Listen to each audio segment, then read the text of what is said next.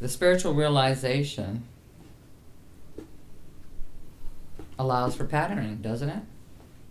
Okay. It's not opposed to patterning,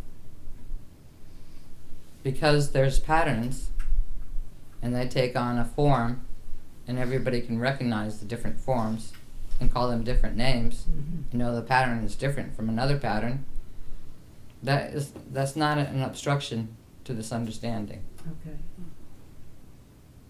It's sort of like you get back down the microscope and you just take a cell, you can't tell who it's from. But if you could tell who it's from, then you would say that's micropath. And people say, where did you get that cell from? And then they can even unlock DNA and tell you whose parents, what nationality you're from, and what's your background and all that.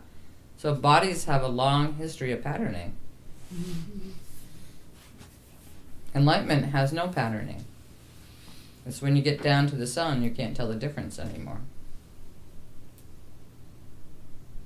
But that has nothing to do with opposing patterning. It's not in position against patterning. It's not one or the other. So when we're talking about patterning, I'm talking about, in the spiritual process, the patterning that prevents you from understanding this. Okay? And what obstructs you from understanding this? I'd say beliefs. And what kind of beliefs? Well, when I'm separate, when I'm... But you are separate. You're not Mike's body. That's true. So how are you... We all agree that we're separate bodies? Yeah. We all have separate kind of emotional makeup, separate identities. Okay. You can't just flip that into that supposing enlightenment. They're not in any way have anything to do with each other. You keep trying to make patterning has something to do with your obstruction to your enlightenment. It's not opposed to enlightenment. It has nothing to do with enlightenment. But why does it seem like it does to you? Well, like you said, must be your beliefs. What are your beliefs? One, that it does oppose. Okay, any other beliefs? So I can't be Pat and know that Pat has her own vehicle without being opposed to enlightenment. I have to get rid of that idea that I'm Pat. But what else are you going to be? When you sit and look for yourself, like looking in a microscope and looking at a cell and you don't know, it could be from an elephant, the cell. And you say, I don't know, it's just a cell. I guess more or less they look alike. I don't know who it's from. So if you look at yourself beyond your beliefs, or blow up your beliefs so big, or let them be so tiny, what will you see?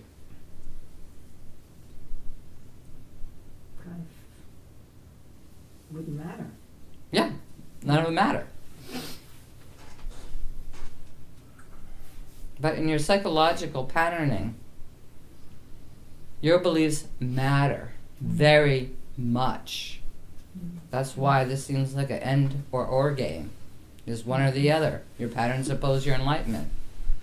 Your enlightenment is in opposition to your patterning. But when you look at everything directly, if you broke down the cell and got it even smaller and smaller and smaller, you still have something that is consciousness, but you can't tell what it is. And you're that something that you can't tell what it is. But your beliefs form like the patterns of your body that tell you what it is. So you really believe you're a Pat with these beliefs. And some of them seem to just get a hold of you and you don't like them. And they make you think or feel or do things that you don't, that end up having consequences you don't like. But you have to remember, in the moment you volunteered for that belief, you thought it was going to work out. Yes. You were attracted to it. So there's no reason to blame your patterning for anything, because you're just following your attraction. But there's somewhere along the line when you have the consequences of manifesting your belief and you don't like it, consequence, you immediately go to unhappiness, unenlightenment, Yes. and this is bad. And I can't be enlightened because of this. Instead of going to, I followed this belief and manifested it, and how it manifests, I don't like. So therefore, get rid of it. You cling to it still. Yeah. So all your beliefs don't have to make you feel separate, or don't have to be the cause of your enlightenment, unless you keep following them and holding on to them, and put them in your room, and put them in your special box, and take them out again and again. And say, I'll try that belief again, because I still like it, even though it didn't work. Yeah. I still really like it. So the spiritual path is following all your attractions, doing exactly what you want, and when the consequences rear their head, be able to process if that's working for you or not. So it's either going to make your point of view very big, or take it down to this really tiny place where you can't tell what anything really is, including your attractions and your thoughts. If you followed every thought that you were attracted to in some way, say, even if you don't leave the room or do anything, follow it out. What's the terrible thing that's going to happen to you?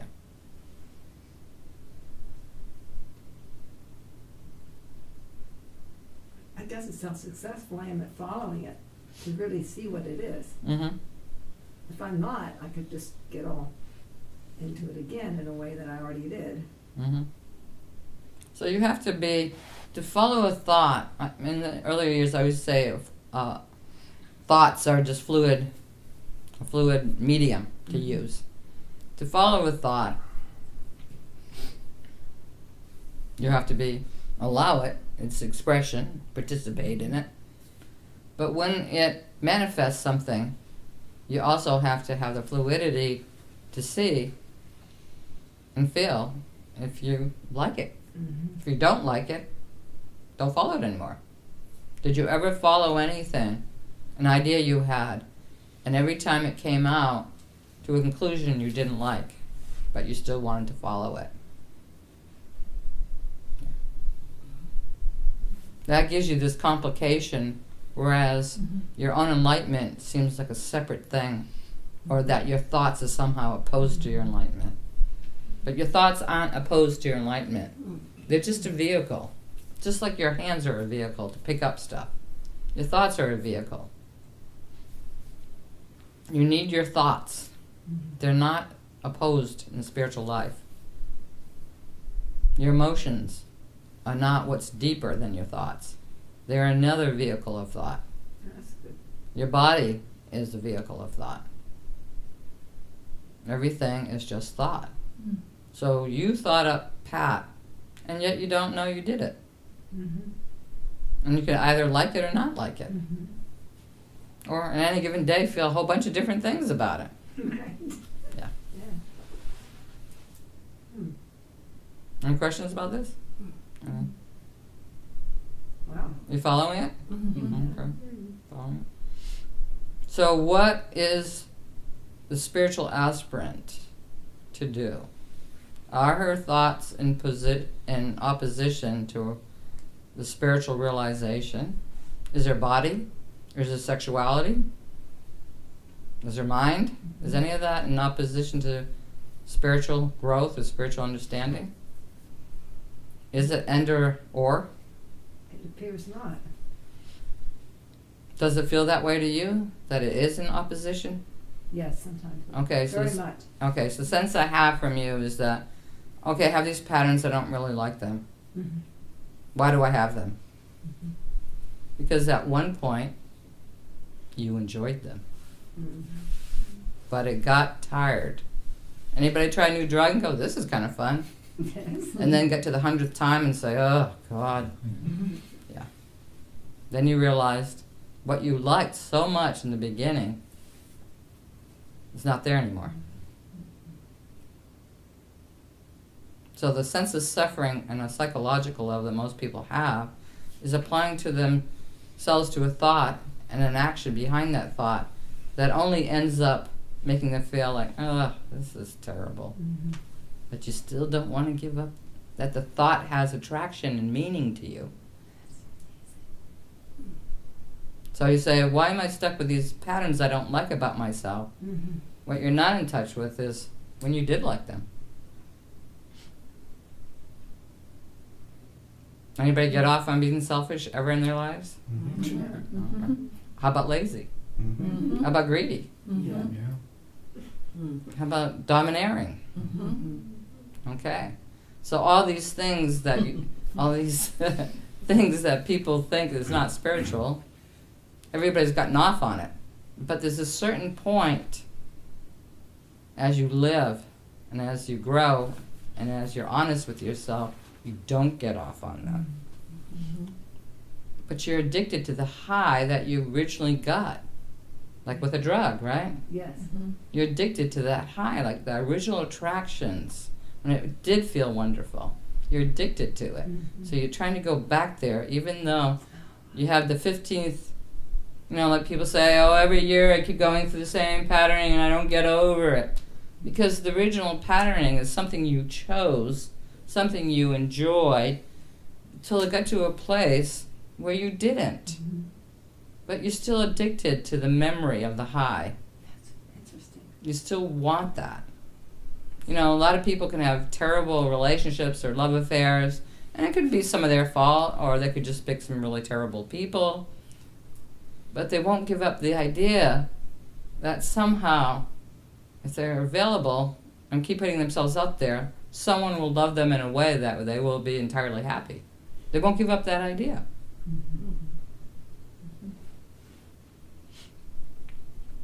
Because they like it. See, everything in the spiritual path is not a pummeling of whatever pattern you find atrocious or negative about yourself, or the terrible psychological suffering, because everybody has terrible suffering in this life because we're in a lower realm here. It's not none of that. What is it? Sounds like what I'm attracted to. Yeah. So everybody is looking to get happy. You can only be happy. But what's going to stop you from looking to get happy? Following all your attractions until they just... Until they're just like, oh, why did I like that kind of guy or that kind of woman? Or why did I do that for? So when you have a sense of growth, a process, you have a sense of leaving certain things behind that were harmful, right? But they didn't start right there harmful. They started with your attraction. They didn't start off really awful. They started with some attraction that seemed to make sense and seemed you wanted to follow it because it seemed good. I'm going to get happier. This is going to be good. It's not like you never were made happy by any events or any relationships or any objects or any entertainment. Been made happy by a lot of things. And you're hoping to get more happy. That's why people say, you watch this show, watch the game, because it makes you happy. But if it didn't make you happy, and you had to sit there and keep watching it, well, did anybody keep watching a show that and you said, oh, this show's been bad for a while now? Right? So at a certain point, you just have to say, I'm not attracted to. I was attracted to what I liked in the beginning. I was attracted to, that made me happy, but it's not making me happy anymore.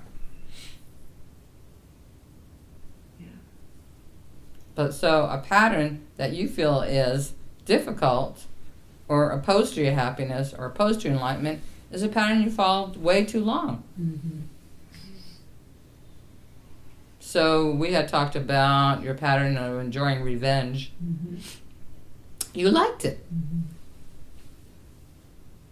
But when you come try to talk to me about someone in this circle, and they're just your old-time friends, these people, you've been through everything together, you know all their flaws, and you know the good points, and all that, you know they'd be there for you if you need them. Mm-hmm. So that's as good as it gets, right?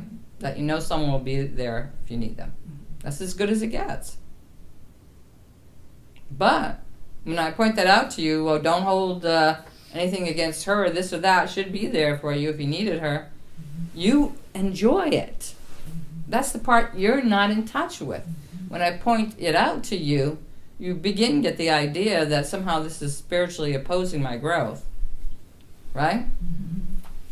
But you never get down to, I enjoyed all this until...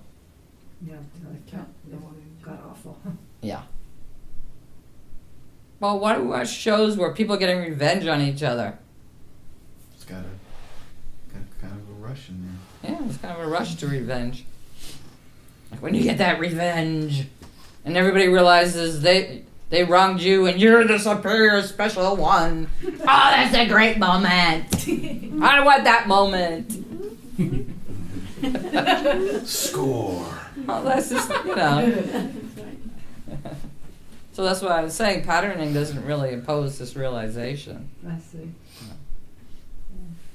And during the summertime, I talked about the spiritual path of doing whatever you want. Mm-hmm. So if you come to me and say, I've been with you 40 years, 30 years, 2 minutes, and I want to be enlightened, and I say, just do whatever you want,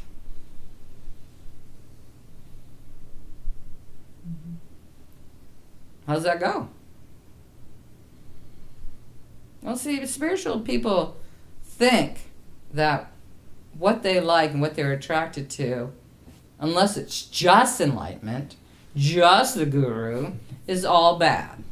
It's in the way of their realization, right? Mm-hmm. But I'm saying, do whatever you want as the spiritual path, but be responsible for what you choose. Pay attention. Don't just get buzzed on the high of your original attraction. See where it goes. What did it play out to?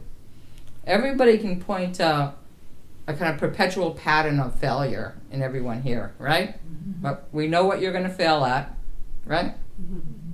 I mean, you might be thinking like, does everybody do that about me? Well, I assure you they all could at this point. So everybody knows. Mm-hmm. And then you always say, well, why are we so stuck in our patterns? And why can't we get enlightened? Because you like them.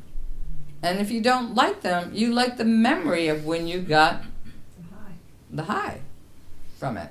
Makes sense. Anybody get hooked on a drug in their life? Mm-hmm. So you knew it was not going well, right? At a certain point. But what did you like about it so much still that you wanted to keep doing it? It was the beginning feeling of this is good out of the body. Anybody stay in a relationship too long? And why'd you stay? Same reason? The remembrance of it. So if you were to process things a little better, because you know it's not following me that's going to get you enlightened. You know that you have to be responsible for your own choices and create them. I've had students that have been with me many years and they left and they went back to the original beliefs, the original things they wanted to do, and they tried to hype them up as a spiritual awakening or a spiritual path. Still the same thing. But it's that high. They still believe that thought. Made them high. And I believe they believe it. You know, I'm not saying that they didn't get high or they're making it up or anything like that. But everybody's sense of how happy and how high they can be is different. Mm-hmm.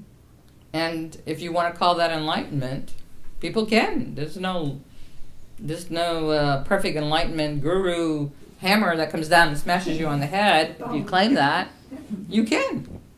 And if people believe you, they might say, I want to do what you're doing. But you can't do what they're doing, nor can you do what I'm doing. You have to do what you're doing. Because it's your responsibility to wake up.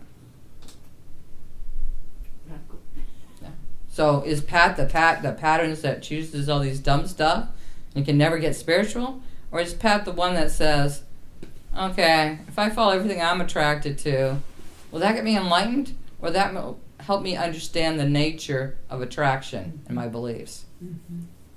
If I try to oppress you and just say, do my routine, do this, act spiritual, do these things, you're going to hope that you earn it. Mm-hmm. Right. If I say, do what you want, and then when you say, well, I'm not happy, Santosha, I'm doing what I want, and I'll say, well, what did you pick? Then everybody said, oh, I tried that, that's dumb. You'll never get happy with that. How many people almost got addicted to a drug or did get addicted to it? How many people stayed in a relationship way too long? How many people stayed at a job way too long? Okay. So you can't blame the pattern because you're free to choose to continue or not continue. Think of a relationship you had to leave and how long you suffered it before you said, I can do it. I can do what I want and I don't want this. Mm-hmm. So it took a long time. What if you knew that it was always your responsibility, that you're free to choose what you want, and you're free to make mistakes and learn from them? Would it go faster for you? Yeah, Okay. I think so. Well, that's what I was trying to tell you last summer. It could go faster for you. Mm-hmm. Everything could go a lot faster. But see, you don't want to accept the self-responsibility. You want to give it to God, you want to give it to the guru, you want to give it to your mother, you want to give it to your father, you want to give it to the president, you want to give it to your boss. You don't want to. So if your boss came over to you and said, Pat, you're really old, I don't know why you're still working. That could now, his belief or her belief could inflict something on you, right? So it's up to you to keep following your attraction, what you want under any condition. Mm-hmm. So following and taking responsibility for your own attractions and having a process, that's all up to you. And so people might oppose you, they might not care, they might go along with it, whatever, but you have to make sense of it. They're not going to make sense of it for you. Mm-hmm. They can. A lot of people say, oh, I knew it wouldn't work out with those two. Mm-hmm. Right? But if that person went to him and said, do you think it's going to work out? And they said, no, it's not going to work out. Oh, they might lie and say, okay, I don't know. Or whatever, right? They're going to have a strong opinion about something. And then the person said, well, if you don't think it's working out, I'm not doing it. See, nobody not does something because of somebody else. Yeah. But everybody looks at their life that somehow other situations, other people have formed your life and your pattern and your decisions, and you're not happy with them. Mm-hmm. It's always somebody else has the responsibility, not you. Well, what I'm saying is, if you want to meditate, meditate. If you want to read a spiritual book, read a spiritual book. If you want to run naked in the country, run naked in the country. And each thing should be done based on your attraction, not on what you should do that you don't want to really do, but you should do it to get somewhere. But really based on your attraction. It's very simple. Mm-hmm. You don't get to what you want when you're enlightened. You finally get there. Now I can do whatever I want. You've always been there. You always can do exactly what you want. But you never really wanted the responsibility. And then you didn't want the process of looking at your attractions. You just want the high all the time. Yeah. You don't want to examine if it works out or not. But even given that, being in a bad pattern, when someone breaks up with somebody, you break up with somebody and you have your long list of reasons. And you want to get revenge on them now, Pat, right? For a long time. For them inconveniencing you, making your life oppressive. But you went along with every single day. No one has the power or authority to make you do anything. It's only you volunteering to show up. For some reason, you still had some attraction why you want to go along with whatever that person that you eventually leave. You get to the point where you say, I have to leave this person because all attraction has left. Yeah. You totally worked. There's nothing attractive here. Yeah. That's exactly what happened. There's no need for revenge, but because you played it all out, instead of saying, all right, that's not for me, I understand this, oh good, I'm out of here. You keep playing it out, wanting to have a different answer, because originally, or for some periods, there was something that you liked in it. Maybe he bought you dinner every night. I don't know, whatever it is. You like the dinner so much that whatever his request for sex, you would want to fulfill them. I don't know. Sometimes some things seem so much more valuable and attractive than they actually are until you process it. You say, what cost was this high? What cost was this attraction at? When you process it, then you go, oh, okay. Is it hard to be your own person and follow your own attractions and process the consequences without blaming other people, like as if they made you do anything? You're just trying to find your high. You're just trying to find what you're attracted to. You're just doing what you're attracted to. Do you think there's innate corruption about following your attractions? Not when you understand it like this. Yeah. Or an innate divinity to it. Mm. You think it's corrupt to do what you want? If you're processing, you get to learn. Yeah. So everyone in a spiritual life, or in a regular life, or any kind of life, should know, go out there, follow your attractions, make lots and lots of mistakes, and learn from all of them. But you're so concentrated on getting the next buzz, or the buzz that you did get, that you don't process anything. You don't say, oh yeah, I tried that. Didn't turn out I liked it. You're still looking for the buzz. You're driven to it.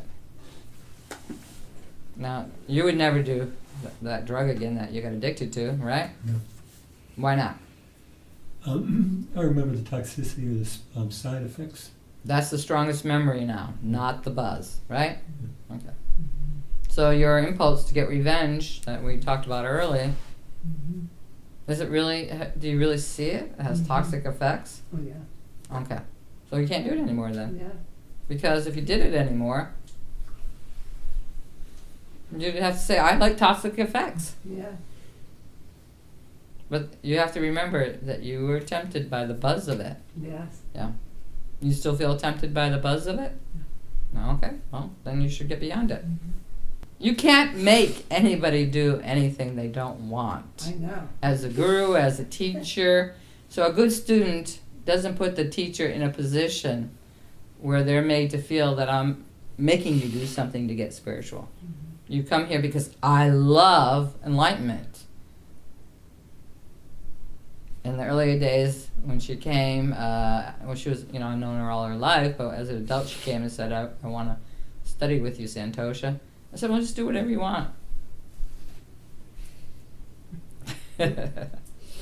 Because I learned by being with all you guys that everybody's going to do what they want anyways, but wouldn't it be nice if they were responsible for it themselves and the outcome it has themselves and process that responsibility and that outcome? Instead of saying, well, this boy, this guru.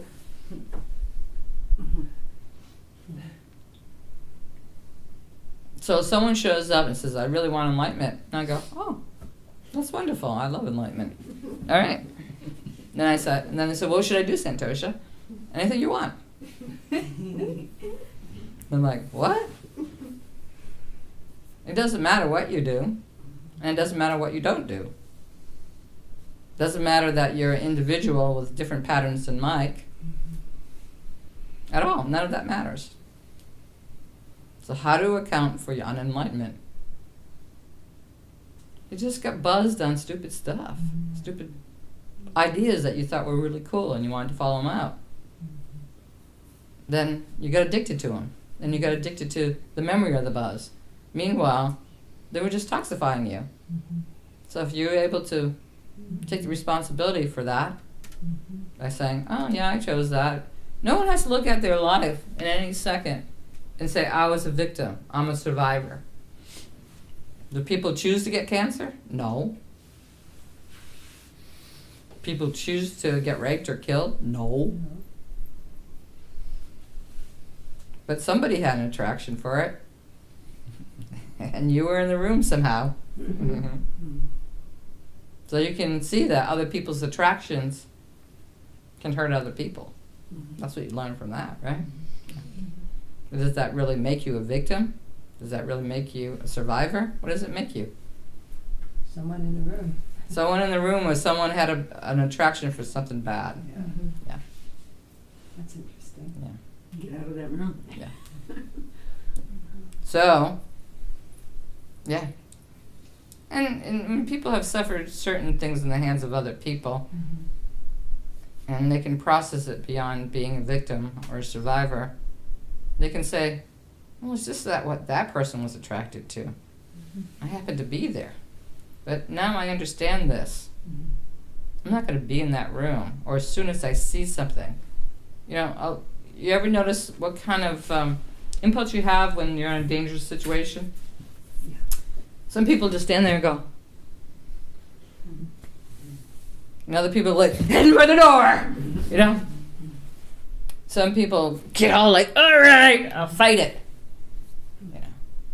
But what happens to the people who just stand there and freeze?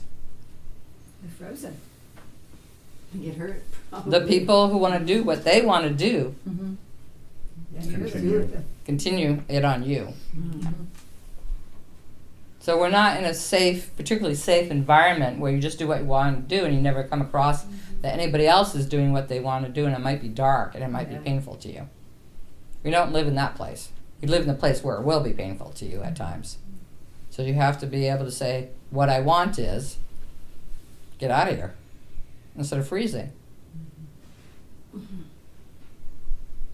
I'll say if that person's going to hurt your daughter, I want to beat that guy up, right? A lot of people, praise people for saving other people's lives, and they say, I just did what you're supposed to do, the right thing. Yes. And that's what they were attracted to. They weren't attracted to just running out of the room. They weren't attracted to just standing there being frozen. So you have to be able to choose, sometimes quickly, what you want in a situation. If you're in a situation, because this is a difficult place, where someone wants something dark for their own satisfaction, you have to decide what you're willing to do, what you want to do. And you have to do it quickly. You don't have time to freeze. Right. Yeah. And in your life, how many times you have, where there's no pressure at all from some other harmful source, where you froze on what to do and what you wanted. How many times has that happened? Many times. Yeah. So spiritual life can go very quickly, but you have all these pause moments or frozen moments. You all feel like, I should just be handed enlightenment because I've been in the room long enough. But you haven't been in the room under your own choice, saying and doing exactly what you want and finding out if that gets you closer to the truth or further away. No one feels responsible. You just feel humiliated if you're not enlightened yet, if you've been with a teacher for a while. Or I'm the worst student ever idea. Because your attraction was to have me do it for you. And I didn't. I helped you any way I could, Yes, that's very but true. I didn't do it for you. You can't. Yeah. So now you understand that part. Yeah. So when you meet a guru or you decide to be with that guru, you don't do everything they say. Well, people always worry about being brainwashed by a guru. Well, just being brainwashed by patriarchy every single day. But there's also the fear of giving up your independence for your guru. Well, not really. You never did anything you didn't want to do. You always did what you wanted. But it wasn't primarily enlightenment, though. It was some high you were chasing. some consequence you were going after to see because you like that idea. Some people settle for all sorts of things that's really great that you might look your nose down upon. Somebody might come out in an outfit and you're like, look how beautiful this is. And you're like, okay. And they say, oh, I got it at JCPenney it was on sale, 2 for $10. And you're like, it looks like that. But they think it's great. That's their enlightenment. Until they outgrow it. So the process is an outgrowing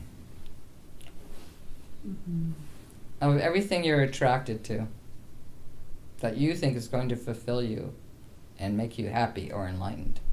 It's the outgrowing of all that. You outgrow all of it. Not by suppressing it, not by doing something else, not by following my concepts and memorizing them until you're emotionally all stirred up to believing them, but doing exactly what you want and taking responsibility and doing it deliberately in a way that you know you chose it. I chose this, and when it has the outcome and the consequences you don't like, then you can say, I'm putting that away. That's not going to make me happy. That's not going to make me enlightened. You put it away, so you outgrow it. So you outgrow everything on your way to enlightenment. You don't just like the concept of enlightenment and just get all emotional about it, and because you have emotional fever towards it, that somehow, because emotion, you can get really buzzed being sad. Everybody knows that, right? You can be moody and sad and get buzzed off that. Get buzzed off loving an idea. You get a buzz off your genitals. You can get a buzz off your TV show. Everybody knows that, right?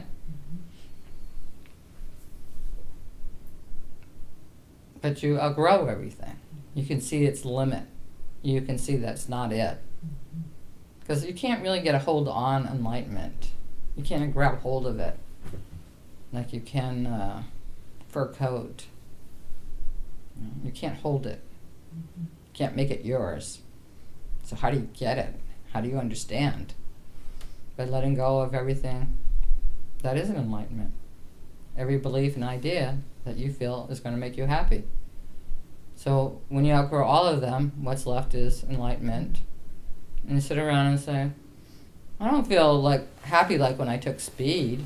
I don't feel happy like I would ride my bike, 60 miles an hour. I don't feel happy like when I'm really got creative buzz on and I'm playing drums really well. I don't feel happy like that.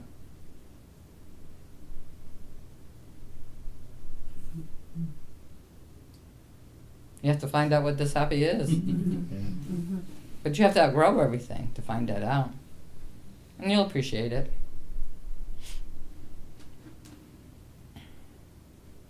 Does it make you? My body looks different than yours, but I'm not different. I didn't receive a special status in this life for being awake.